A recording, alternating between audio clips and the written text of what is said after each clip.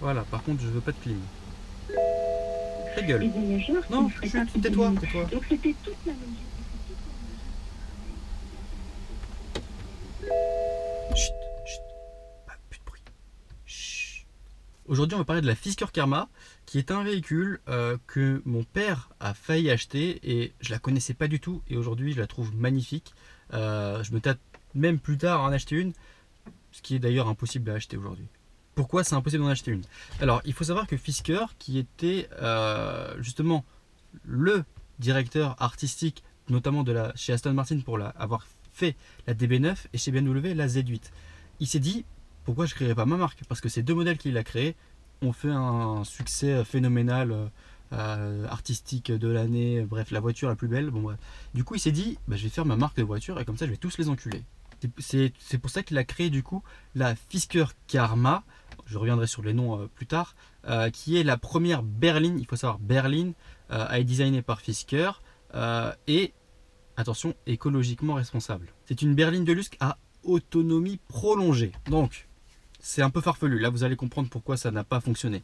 Il n'y a eu que 25 exemplaires vendus en France. Donc, vous avez dans la voiture 400 chevaux. Électrique, il faut savoir électrique. Nous sommes aujourd'hui là en 2010-2012. Il faut rappeler les dates. Hein. Tesla n'existe pas encore. Tesla est en projet, justement. Et ils essayent de faire concurrence à Tesla. Donc, vous avez un premier moteur électrique à l'arrière et un second moteur électrique sous le tableau de bord. Donc, vous avez deux moteurs électriques qui font 400 chevaux. Ce serait magnifique si on s'arrêterait là. Sauf qu'on ne s'arrête pas là. Il y a un moteur à l'avant thermique qui développe 260 chevaux. Donc, on ne peut pas cumuler le thermique avec les électriques parce que la voiture ne fonctionne qu'à batterie électrique. Donc, il faut savoir que le moteur à l'avant sert à recharger les batteries. C'est complètement con. Donc, quand tes batteries sont à plat, le moteur à l'avant s'allume et recharge les batteries. Donc, il n'y a pas tellement d'économie en fait là-dedans. Donc, elle se veut éco-responsable parce qu'il y a d'autres choses qui vont influer dans la voiture, vous allez voir ça par la suite. Donc en fait, Fisker a vu un jour Leonardo DiCaprio, justement, qui est vraiment à fond pour l'écologie, et DiCaprio avait une Prius. Et il s'est dit, bah, autant faire des véhicules électriques, mais pour les riches, quoi. C'est pour ça qu'il a créé la Fisker Karma qui coûtait à peu près 100 000 euros. Aujourd'hui, tu en trouves à peu près à 20 000, 30 000 euros. Mais je te conseille pas d'en acheter. Donc en fait, la firme a fait plusieurs fois faillite. Elle a été rachetée en 2015 et depuis, bah, ils ont dit qu'ils allaient reproduire des Fisker. Rien du tout. Elle a déposé le bilan une fois de plus parce que ça ne se vendait tout simplement pas.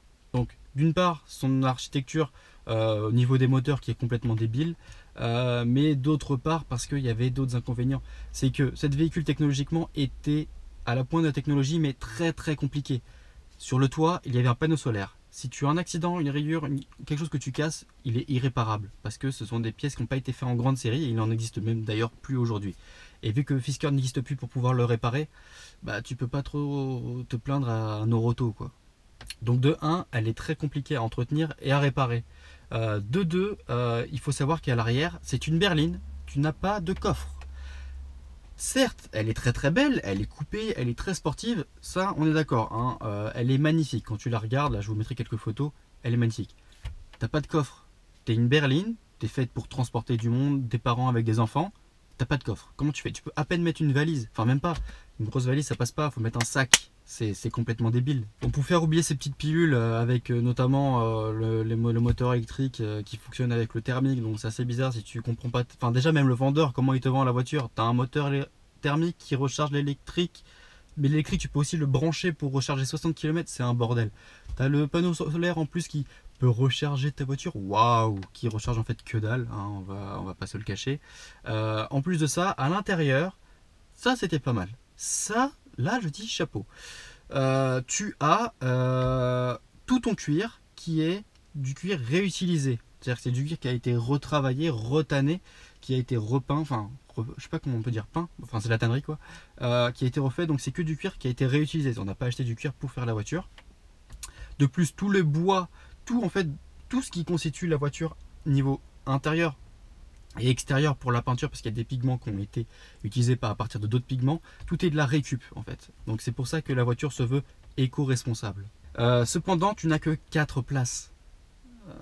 Déjà que tu n'as pas de coffre, la voiture est coupée, étriquée, parce que Franchement, les cuirs font 20 cm d'épaisseur, pas comme là, tu vois, là c'est assez fin, c'est assez mou, c'est soft, on est bien. Ah, vive BMW. Tu as une console centrale, là tu as une belle console centrale, hein. Je pense que tu peux le voir. Non, d'ailleurs tu ne le vois pas, mais tant pis pour toi. Tu as une belle console centrale, mais qui va jusqu'au bout. Ah bah non, il y a une place au milieu, à quoi faire, ça sert à rien. Du coup, on va mettre un gros truc. Ben, il y a quoi dedans? Enfin, c'est débile. En fait, c'est les batteries. Il n'a pas mis les batteries dans le plancher parce que c'était pas faisable à l'époque. Du coup, il a mis la batterie au milieu. Parce que oui, c'est vrai. Les batteries, tu peux me mettre dans le plancher, tu peux les cacher un peu dessous le tableau de bord ou autre. Bah non, parce que là, tu as 2 moteurs électriques plus un moteur thermique. Donc, pour tout faire rentrer, il a mis la batterie au milieu. Ce qui fait que tu as encore moins de place à l'intérieur.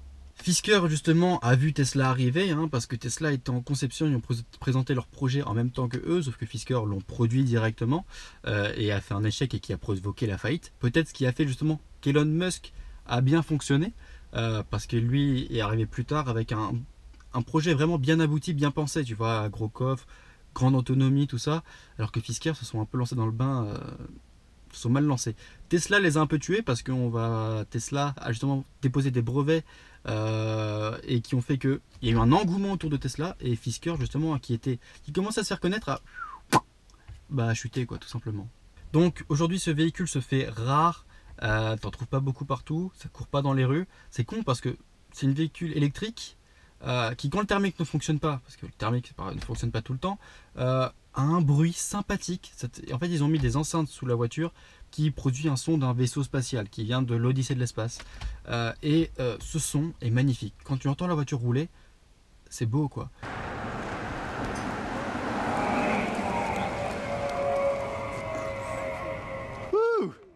Nice. Aujourd'hui, Renault a repris ça dans la Zoé. La Zoé, justement, ses batteries, enfin, on dirait que les batteries font un bruit, mais c'est la voiture qui a des enceintes et qui fait un petit bruit de quand elle passe, quoi. Pas un bruit de moteur, mais un bruit électrique. Une autre chose que j'ai oublié, parce qu'en fait, là, si vous voyez pas, mais j'ai l'iPad avec toutes mes notes, il y a à l'avant les sorties d'échappement. Parce que oui, le moteur fonctionne, il faut bien qu'il y ait des sorties d'échappement quelque part. Je sais pas qui est l'ingénieur qui a pensé ça, il ne les a pas mis à l'arrière, mais il les a mis à l'avant. Ce qui veut dire que quand tu ouvres ta fenêtre, tu te reçois toute la pollution de ton moteur, plus la pollution des autres. C'est magnifique. Donc cette voiture, on peut dire, elle n'était pas vraiment très aboutie, ils se sont un peu lancés dans le bain très rapidement. C'est bizarre parce que d'autres constructeurs comme BMW avec le Z3, ils l'ont fait en 36 mois. Elle est magnifique la voiture, eux, ils l'ont fait en 2 ans. Elle est ni fait ni à faire. Bon, c'était un beau projet, elle est belle, l'intérieur est beau, mais elle est mal conçue. À réparer, ça coûte 1 tonne. De base, elle coûte 1 tonne. Donc, même sur l'occasion, en fait, elle n'existe plus sur le marché de l'occasion. Personne n'achète, la marque a fait faillite. Tesla a disparu. Tesla est apparu et Fisker a disparu. Donc, bon, c'est malheureux, mais voilà, c'est un véhicule, je pense, que vous ne connaissiez pas. J'espère vous l'avoir fait connaître et vous avoir fait comprendre qu'il existe plein d'autres modèles de voitures qu'on ne connaît pas et qui aujourd'hui pourraient avoir une cote phénoménale si d'autres constructeurs n'avaient pas existé comme Tesla.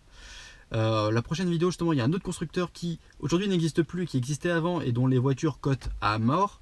Je vais pas vous le dire maintenant, vous allez le voir dans la prochaine vidéo. Donc si tu veux les voir, il va falloir t'abonner. C'est gratuit, moi ça me fait plaisir, ça m'encourage à en faire d'autres vidéos. Et puis si vous avez un véhicule auquel je voulais que je présente, pas de problème. La prochaine vidéo normalement, ce sera pas le véhicule que je vous ai dit juste avant, mais ce sera sur la 2 chevaux de James Bond. Parce que James Bond a une 2 chevaux, oui. Donc tu peux t'abonner et me dire ce que tu en as pensé. Et moi je te dis à bientôt pour une prochaine vidéo.